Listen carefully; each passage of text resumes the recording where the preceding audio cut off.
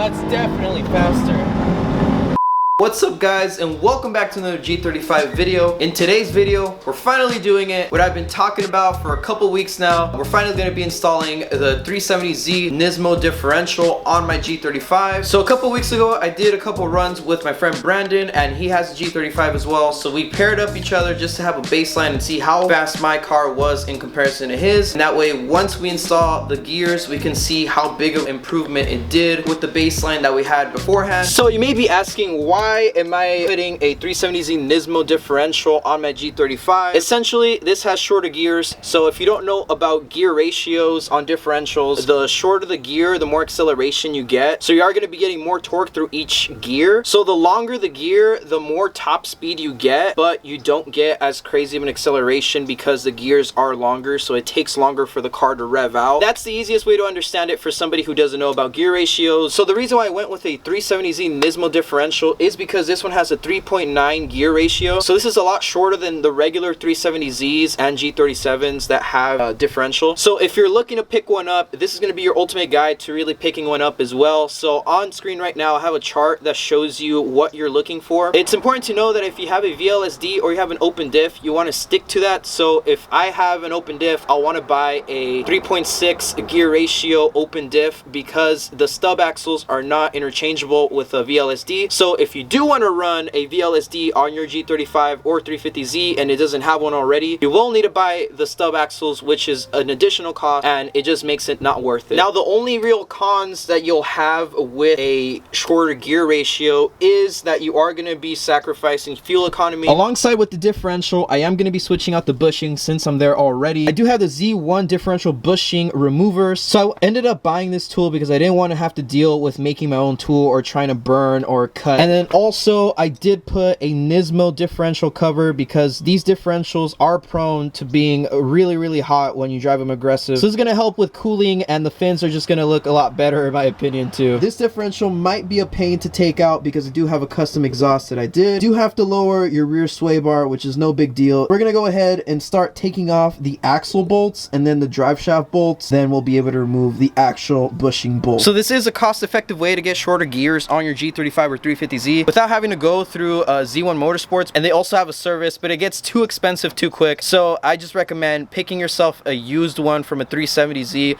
or a G37. That's going to help you out with getting, you know, the shorter gears at a cheaper price than having it built. Some of the differentials are going to have a 3-bolt flange, which looks like a triangle, so keep an eye out for those. Those are going to be a little more cheap just because not a lot of people want to do the swap. On G35s, they have this type of style, which is a 4-bolt flange. So in like automatic G37s, they tend to have the 3-bolt flange. So you're gonna have to remove this bolt, take out the 3-bolt flange, take the original one from your G35, put it back on, and then you're gonna have a little bit of an excess from the threads. You're gonna want to cut it flush, and basically that allows the drive shaft to be bolted back on. Without that, you're not gonna be able to bolt your drive shaft back on, so keep note of that.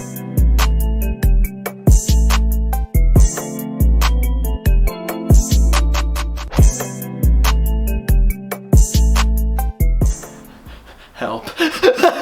Oh dude, this was such a pain. Oh my god. Honestly, I'm proud of this though. This is probably the longest and hardest. Why am I carrying this? Fuck. Do not use back. Squat. It's stuck to my pants. No. It's definitely need 2 people to make it safe on you. I hope it's worth it. Dude, what if we put everything back together and it's just like... So the thing we have to do to this differential is we're going to have to drain the fluid, remove these stub axles. So the reason you want to remove these stub axles from your G35 or 350Z is because these have 46 teeth, and these are the stub axles from the 370Z, and these have 48 teeth. Now the reason why you want to make sure you do that is because ABS will start acting a little funky if it has the 370Z stub axles. So if you want to keep your ABS, make sure you swap these. That's going to be it for tonight. So tomorrow we're going to go ahead and install the diff. It's too late to do everything else. I want to show you guys what I'm doing. So tomorrow morning we're gonna hit it off and we're gonna finish it. Alright guys, so it is the next day, so we're going to go ahead and drain the fluid from the differential, and then we'll be able to remove the stub axles and put them on our new diff. Then after that, we'll be installing the differential bushings onto this diff. Then I'm going to go ahead and go in the car and remove the differential bushing from the subframe and put in the new one. Let's go ahead and drain the fluid and then remove the stub axles. Ooh. Oh no, no, Thomas, what are you doing? Thomas!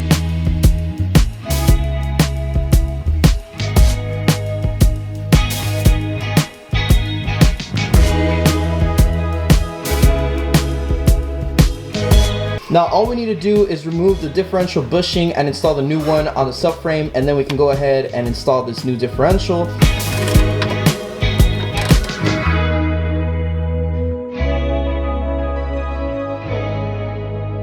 We finally ended up finishing the differential on the G35. So everything is put together, everything is torqued, so I'm gonna go ahead and show you guys what happened. Now using the differential bushing tool from Motorsports, it was an absolute pain to take that bushing out, and we ended up being here for maybe like 2-3 hours at least, wrenching away and trying to remove the outer portion of the bushing. So literally that's what we were doing like all day, so that took forever. We ended up installing the differential, torqued all the axle nuts, and then I ended up torquing the bushings and the bushing in the back. Also ended up torquing down the drive shaft bolts, so everything here is good. The sway bar is torqued as well, so we are good to go. All right guys, so we just ended up finishing everything on the car, torqued the wheels, and we're all good to go. So next clip you guys are gonna see, it's gonna be us driving the car. I'm kind of excited to see how the car feels. Hopefully it's a pretty big difference and it's worth 3 days of work. So let's go ahead and get into the ride. The first thing you notice, the rear end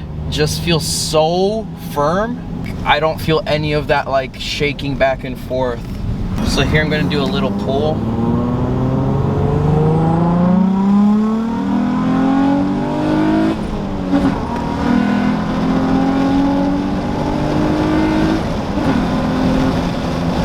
Wow. There's like way less drama when you're on it. It feels way more firm in the rear. It feels nice. The transmission doesn't move nearly as much as before, because the transmission used to wobble a lot in between shifts if I was shifting like pretty aggressive.